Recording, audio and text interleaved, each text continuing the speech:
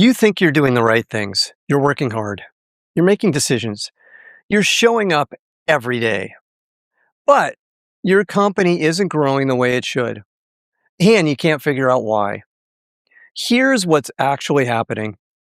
Most first time CEOs growing from $1 million ARR to $10 million or $100 million have at least one of these five blockers I'm going to talk about today.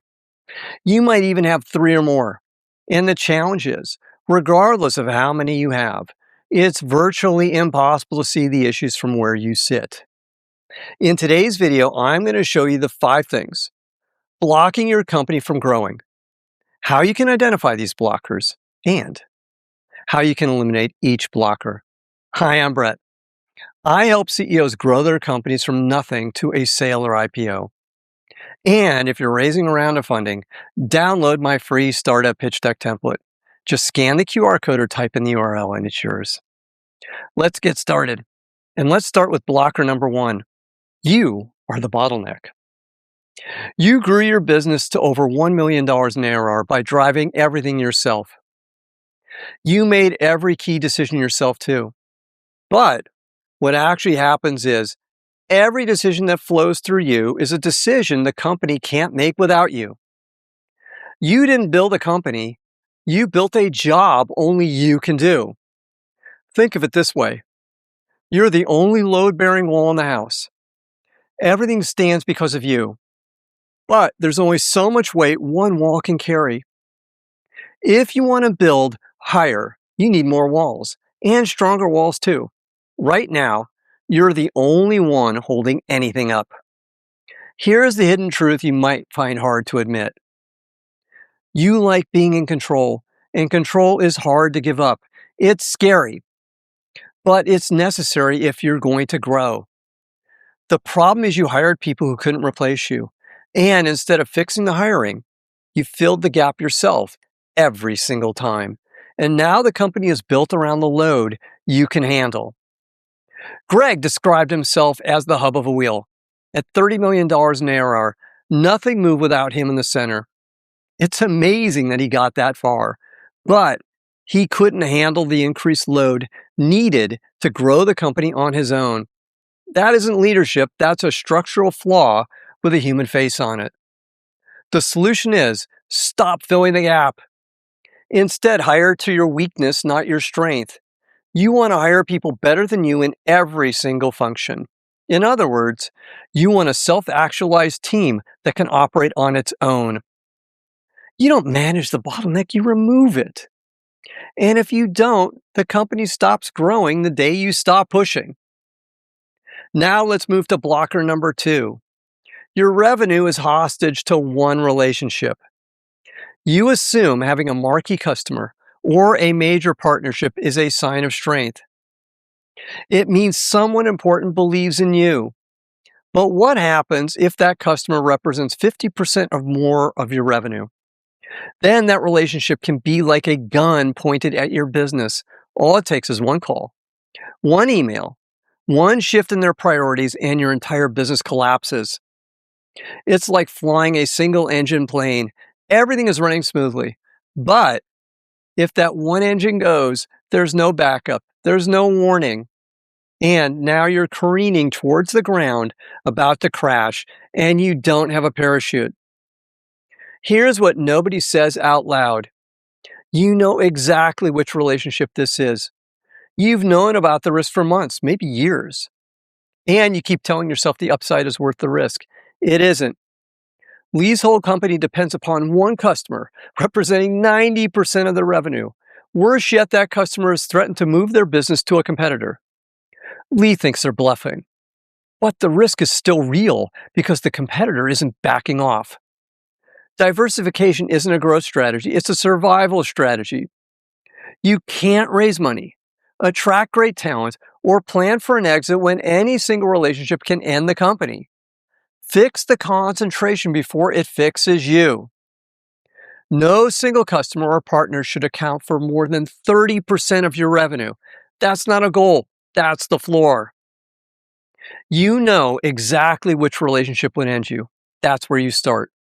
Now let's move to blocker number three. Your team can't run without you.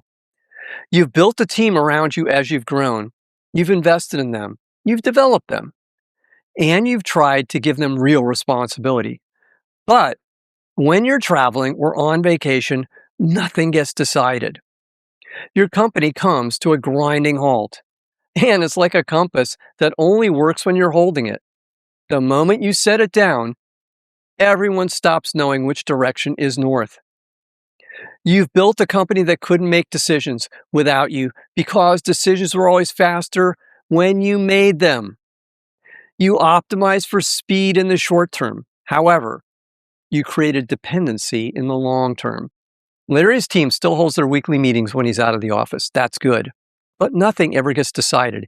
He comes back and the team is waiting for him to solve every single problem. The uncomfortable truth is the team isn't the problem. Larry's the problem. Stop making decisions you don't have to make. The fastest way to build a team that decides is to stop deciding for them. Let them be wrong. Let them fix it. That's the only way the decision-making muscle develops. My rule is really simple. Push decision-making down in the organization. That's how your company moves faster without you in the center of everything. If a decision can be made without you, it must be made without you. Now, a quick reminder. If you're raising a round of funding, grab my free startup pitch deck template. Scan the QR code or type in the URL. Now let's move to blocker number 4. You're solving yesterday's problem. It's easy to fill your calendar when you're building a company because there's never any shortage of things to do. And when you're busy, you feel like you're accomplishing something. But the question is, are the fires you're fighting today the fires that have already burned? The real threat is the one you keep pushing to the next quarter. It's like a boxer who's so focused on blocking the last punch that he never sees the next one coming. You're defending against what already hit you instead of what will hit you. Here's the reality. You know what the real opportunity is. You talk about it with your team. You bring it up in strategy sessions too. And then Monday comes, and guess what you do? You spend the day on what's urgent instead of what matters. I was talking with Ben. We just started working together. He kept coming back to one product that could redefine his market.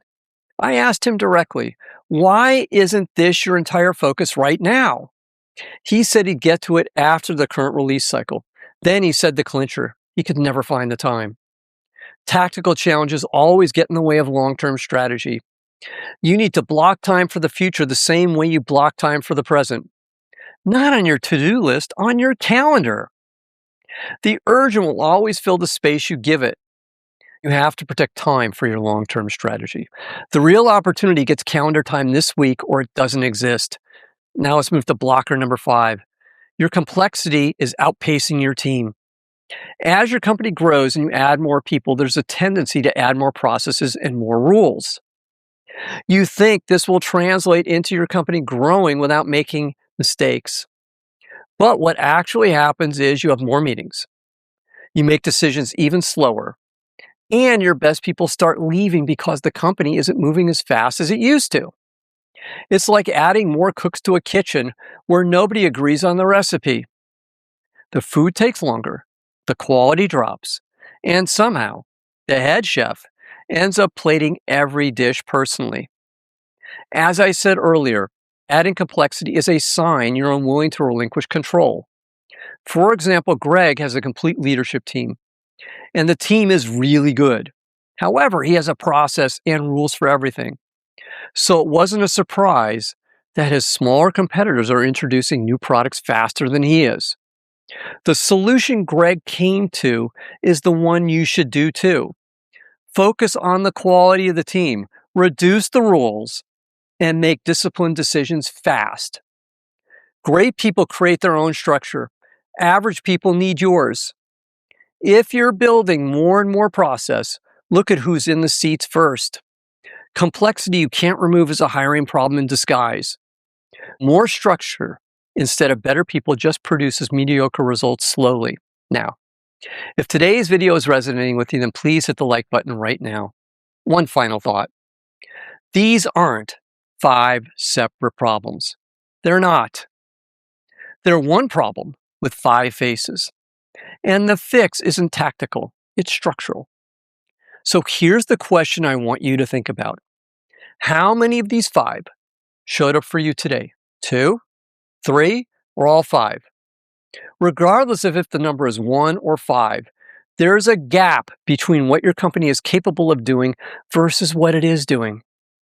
And you want to fix the gap before it gets any bigger. If you fix this, you'll build something worth buying. You'll build something that grows without you pushing it every single day. And you'll get to the exit or IPO you've been building towards. If you don't, you'll stay exactly where you are. You'll continue working even harder, pushing even more, and you'll wonder why the growth you want isn't happening. Now, if any of this sounds familiar, watch the video over my left shoulder. It's a good next step. Or binge my channel. There's a lot more where this came from. I'm Brett at BrettJFox.com.